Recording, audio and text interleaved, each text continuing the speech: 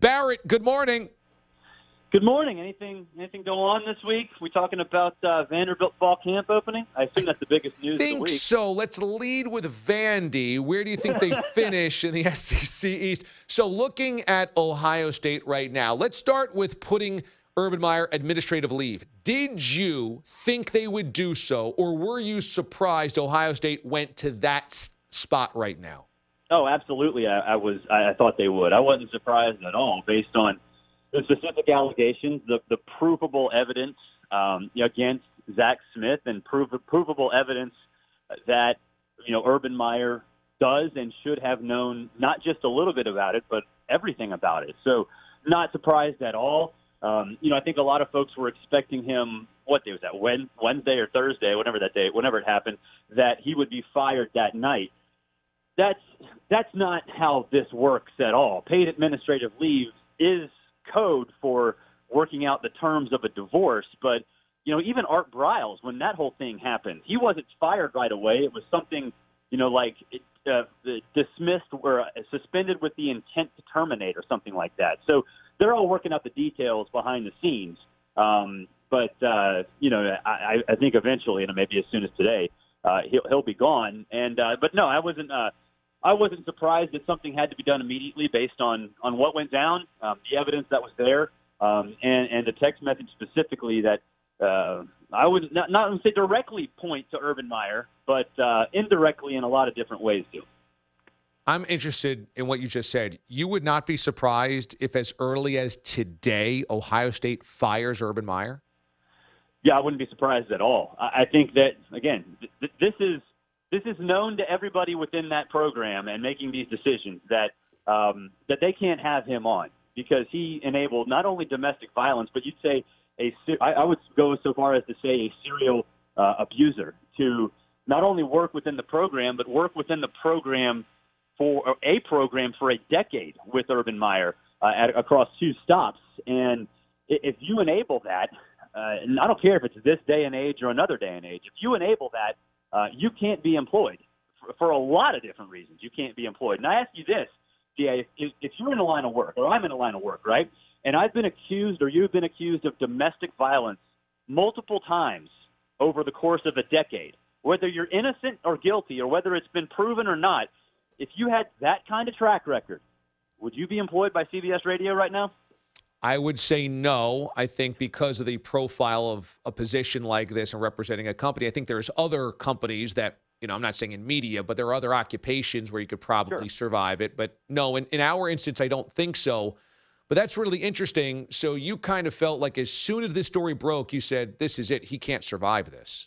Yeah, I mean, I immediately thought that. Now, part of that is, his resume, his track record, the fact that there were a lot of things that went on at Florida, not only with Zach Smith, but, I live in SEC country, and the number of arrests that Florida had under Urban Meyer was basically a running joke for 4 or 5 years. That was the discipline program or lack of discipline that he had within his program. So part of that was, just track record and knowledge of what Urban Meyer has done over the course of his career.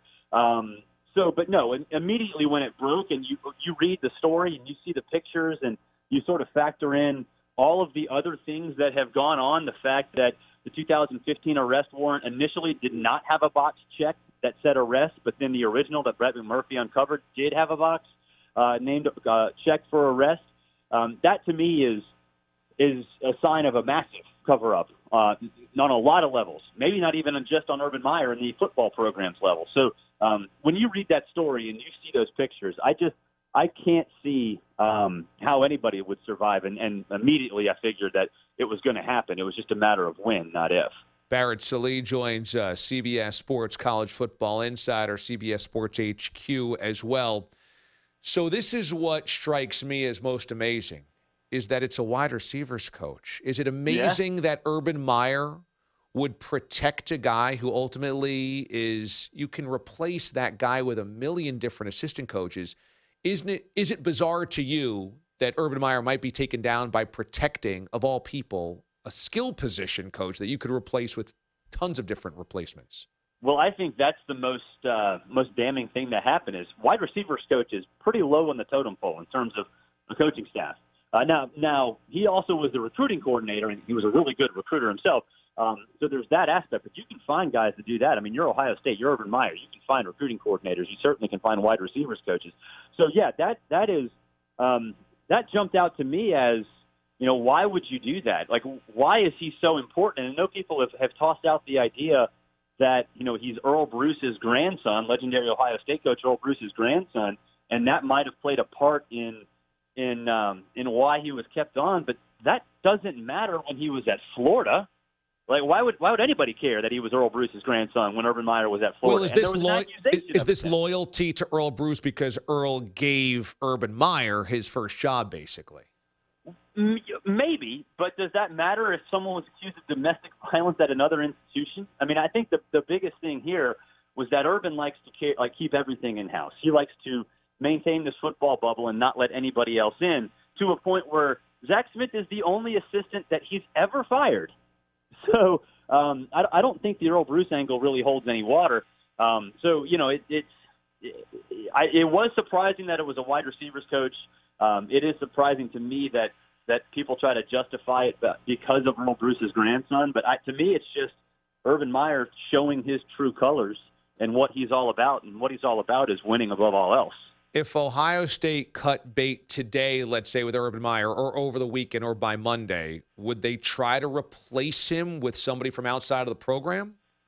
No, I think they'd be set with where they are, with Ryan Day taking over and Kevin Wilson and Greg Schiano sort of serving as associate head coaches, because really those guys don't have a ton of responsibility anyway. They've got head coaching experience. So I don't think that they would go try to change anything. I think they'd be happy enough in terms of pure football purposes to keep the rest of the coaching staff intact as it is right now, because you don't want to disrupt anything. Like, you're still Ohio State.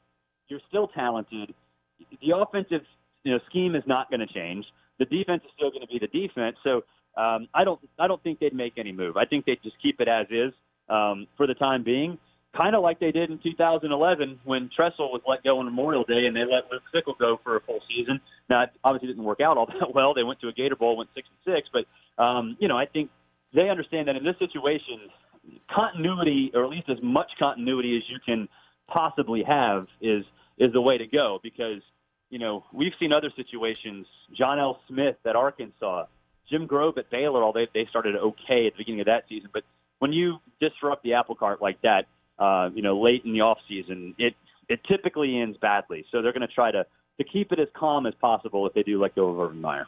Do you think then next off season, those types of rumors that connect a guy like, let's even say Bob Stoops to the program, are legitimate? Would you see Ohio State a year from now or after this regular season or postseason going out and trying to get one of those high-profile coaches? They'd try, but Bob Stoops is not going to be the Ohio State head coach at any point. He's very, very close to retirement, but they certainly would, go out and try to get more bang for their buck and make an impact on a grand scale. I don't necessarily know if they need to do that, but they'll certainly try, as much as they possibly can. But I think the interesting thing here is, going back to 2011 when Tressel got fired, there's no Urban Meyer waiting in the wings. I think when Luke Fickell was the head coach in 2011 on an interim basis, everybody kind of looked to Urban and said, yeah, you're going to be the guy in 2012 because he was unemployed in 2011. So there's not that guy this year. So I think that will be fascinating in terms of what they do and who they go after. I certainly think they'll give a call to Bob Stoops. I think everybody at this point, if you've got an opening, at least has to call his agent and say, retirement? Still good with retirement? And he's going to say, yeah, and they'll move on. But I think it'll be fascinating to find out exactly who's interested in this job and who Ohio State targets, because there's not really many high-profile guys at great institutions right now that I think really want to leave. And Ohio State can offer a ton of money to a lot of different people, but you can get that kind of money all over the place. And it goes back to a point I say every offseason. The difference between a top 5 job and a top 50 job in college football right now is pretty minimal. It used to be huge, but it's not really that way anymore. Barrett Sallee joins us this morning here on the show, CBS Sports and CBS Sports HQ College Football Insider. So did this just usher in a brand new reality? I mean, if Urban Meyer, who's won a national championship and been one of the most successful coaches of his generation, can be axed because he protected a wide receivers coach, Does this mean that every coach in America has to start wondering and fleshing out what their assistant coaches' rap sheets are?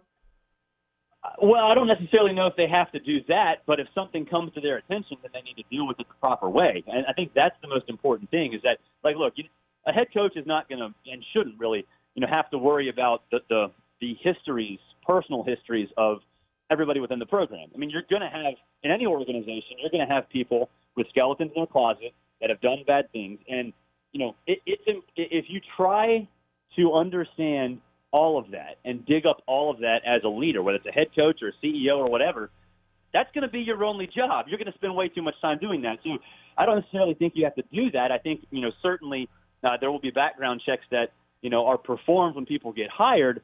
But if it doesn't come to you on a silver platter, I'm not sure what you can do. Now, if you do hear about it, then sure, I think a coach or a CEO or whatever needs to take proper actions. And clearly that's not what happened in this case with Urban Meyer, and that's why he's in the situation he's in. But I just don't think you can do that. I mean, players are going to have a history, some of it bad. Coaches are going to have a history, some of it bad.